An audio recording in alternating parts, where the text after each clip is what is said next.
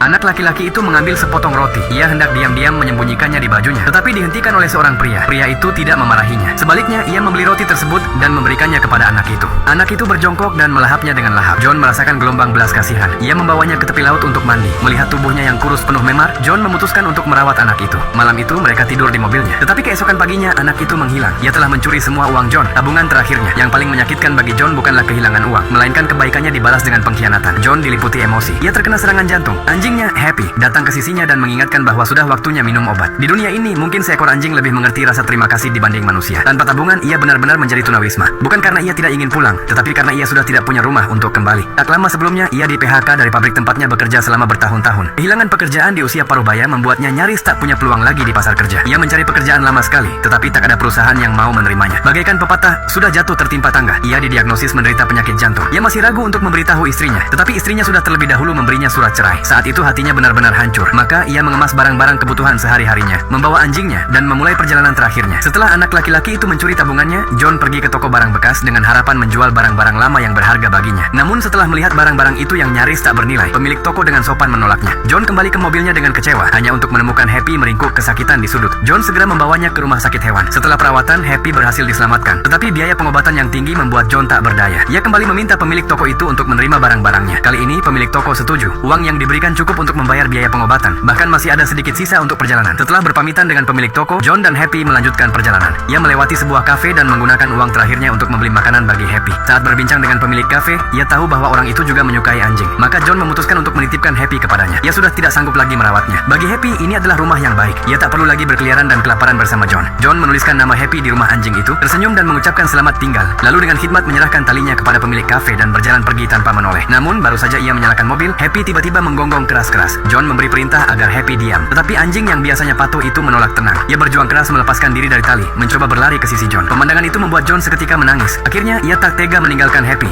Meski uangnya sudah benar-benar habis, mobilnya pun kehabisan bensin. Ia membawa Happy berkeliling mencari makanan. Mereka makan dari apa yang berhasil ia pungut. Musim dingin segera datang. Lapar dan dingin terus menyerangnya. Penyakitnya semakin parah. Ia tahu bahwa hidupnya sudah di ujung. Ia membuka pintu mobil, berharap Happy pergi, tetapi malah menemukan setumpuk makanan di bawah kursi. Itulah makanan yang Happy kumpulkan untuknya. Setiap hari Happy keluar mencarinya, mengais tempat sampah, memakan sisa-sisa, tapi selalu membawa pulang yang terbaik untuk John. Namun John sudah tak lagi punya tenaga untuk makan.